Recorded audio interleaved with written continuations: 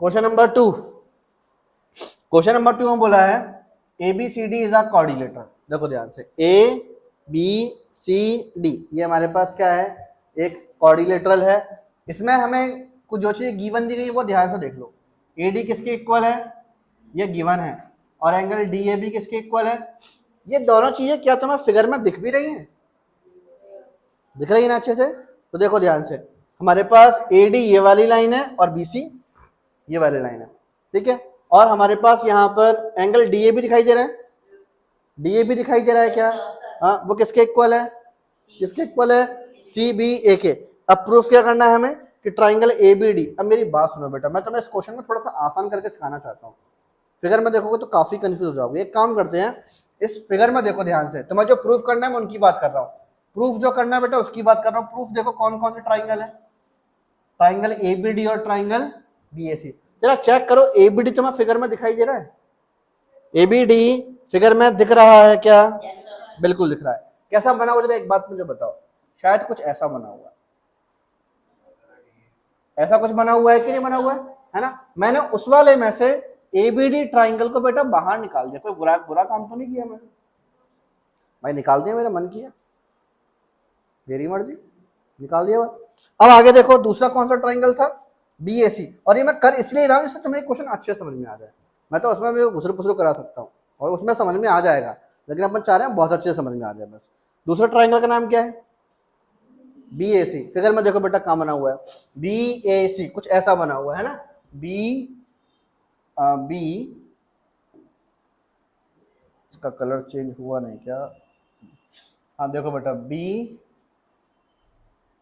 BAC कुछ ऐसे ही बना हुआ है ना, चेक करो, है ना, ABC सभी को ट्राइंगल दिख रहे हैं ना, सबको ट्राइंगल दिख रहे हैं। अब जरा मेरी बात ध्यान से सुनो, एक काम करो, अब इस फिगर को भूल जाओ कि यहाँ कोई फिगर बना भी है। अब आ जाओ इस वाले क्वेश्चन पर, गोली मार दो इस फिगर को, और उसका क्या हो गया, राम राम सत्य, खत्म किया। अब क्वेश्चन को फिर से रीड करो एक बार। AD किसके इक्वल है, अब इसमें देखो सिर्फ, AD किसके इक्वल है, BC के। ये वाली लाइन जो है, ये वाली लाइन इस वाली लाइन के इक्वल है। दूसरी चीज, एंगल DAB ये वाला एंगल जो था वो किसके इक्वल है, CBA के, ये वाले एंगल के इक्वल है ना। इसका कलर चेंज करके बताता हूँ तुम्हें बेटा, ये वाला एंगल जो था वो इस वाले एंगल के इक्वल है। हमें इन दोनों ट्राइंगल को कॉन्ग्रुएंट प्रूफ करना है, ठीक है। क्वेश्चन करने से पहले इसका आंसर आ चुका है, कैसे आ चुका सुनो, ये वाली साइड इक्वल है, ये वाला एंगल इक्वल है, और चेक करो AB और AB भी तो इक्वल होगा, बताओ क्यों इक्वल होगा, कॉमन है, समझ में आ गया ना, कॉमन AB और AB एक ही नाम हो गया कि नहीं हो गया। तो हम क्या करेंगे, अब यहाँ पर लिखेंगे कि in triangle ABD and triangle BAC, दोनों ट्राइंगल में AD जो था BC के इक्वल है, AD is equal to BC, और इसका रीजन क्या आ जाएगा, गिवन आएगा कि नहीं आएगा, गिवन आ जाएगा, ठीक है। दूसरा देखो बेटा, इन दोनों ट्राइंगल में ये वाला एंगल इसके इक्वल है, angle DAB is equal to angle, इसका रीजन क्या आएगा, गिवन होगा कि नहीं होगा। तीसरा बेटा, इन दोनों ही ट्राइंगल में चेक करो, ये वाली जो साइड थी वो इसके इक्वल है कि नहीं है। इस वाली साइड की बात कर रहा हूँ, ये वाली साइड जो हमारे पास यहाँ पर साइड की बात चल रही है बेटा, साइड हमारे पास ये वाली साइड इसके इक्वल है, क्यों, क्योंकि दोनों साइड कैसी हैं, कॉमन। तो AB इज इक्वल टू क्या हो जाएगा, AB, और इसका रीजन क्या आ जाएगा, कॉमन सेगमेंट। तो इस हिसाब से हमारे दोनों ट्राइंगल कैसे हो गए, दोनों ट्राइंगल कैसे हो गए, congruent. So therefore triangle ABD congruent to triangle BAC by side angle side congruent rule. समझ में आया कि नहीं आया, समझ में आ गया, by side angle side congruent rule. Second part में क्या प्रूफ करना, चेक करो, BD is equal to AC। BD कहाँ है भैया, ओ BD गलत ले यार तुम लोग यार, इस वाले BD की बात कर रहा हूँ। BD किसके इक्वल है, AC के, क्यों, by CBCD। BD is equal to AC by CBCD। बोलो कोई दिक्कत, हाँ, चलो आगे चलते हैं। BD is equal to AC by CBCD हो गया। थर्ड वाले पार्ट में जरा चेक करो, यहाँ क्या लिखा हुआ है, angle A B D is equal to angle A B D, A B गलत लिखा है क्या इसमें? अच्छा हाँ वही एंगल ए बी डी, ये वाला जो एंगल है, एंगल हाँ बाय सिंप्लिसिटी से ये भी हो गया ना, angle A B D is equal to angle B A C by simplicity. और हमारा ये वाला क्वेश्चन पूरा का पूरा खत्म हो चुका है और ये प्रूव्ड हो चुका है। मेरी एक बात और सुन लो, आप लोग चाहो तो ट्राइंगलों को ऐसे अलग अलग करके भी क्वेश्चन कर सकते हो, और मैं बता रहा हूँ अभी क्या तुम लोग शुरू कर रहे हो बस, इसलिए मैंने अलग अलग करके सिखाया। मालूम है एक दिन बाद या 2 दिन बाद ऐसा माहौल बन जाएगा कि आप उसी के अंदर सारी चीजें देख लिया करोगे। अभी शुरुआत की है ना, बाद में फिर तुम्हें इसको अलग अलग करने की जरूरत नहीं पड़ेगी। मेरी बात समझ में आ गई ना अच्छे सभी को? पक्का ना? चलो ठीक है, पर बेटा बोलो क्या डाउट है? हाँ पहले गिवन आता है, फिर टू प्रूव आता है, फिर कंस्ट्रक्शन आता है अगर जरूरत है क्वेश्चन में तो। अच्छा इसमें बोल रहे हो पहले हमेशा गिवन लिखा जाता है? नहीं नहीं ऐसा नहीं होता, तुम्हारा मन कुछ भी कर सकते हो, कुछ भी कर सकते हो, बस रूल फॉलो करना या साइड एंगल साइड लगाना, एंगल साइड एंगल लगाना।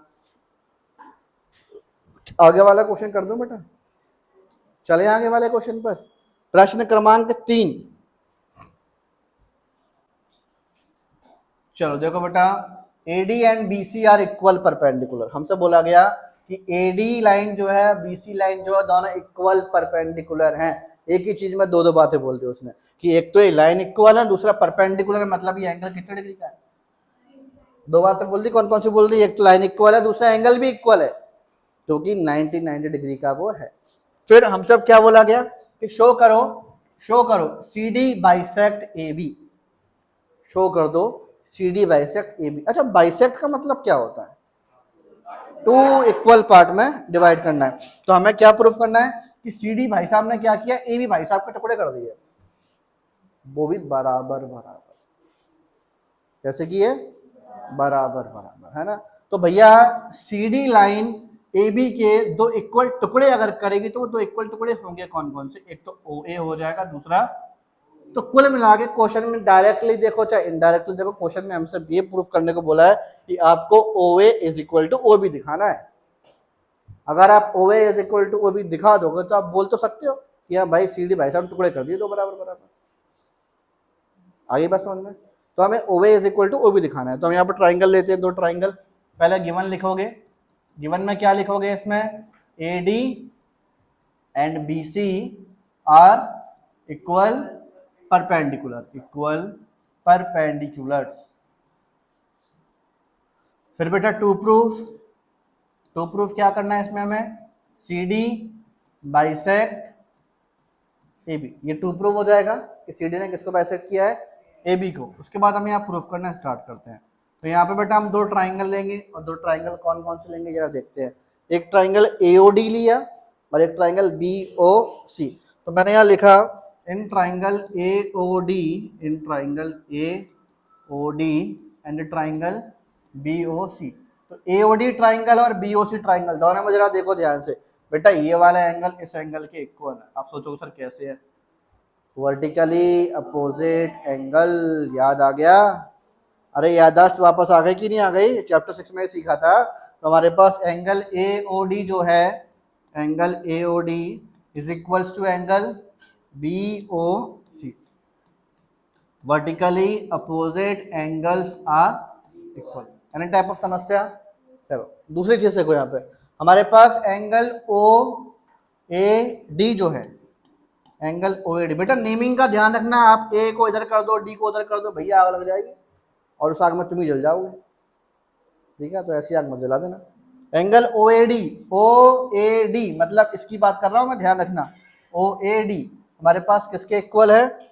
एंगल OBC के, एंगल OBC के। क्यों बेटा?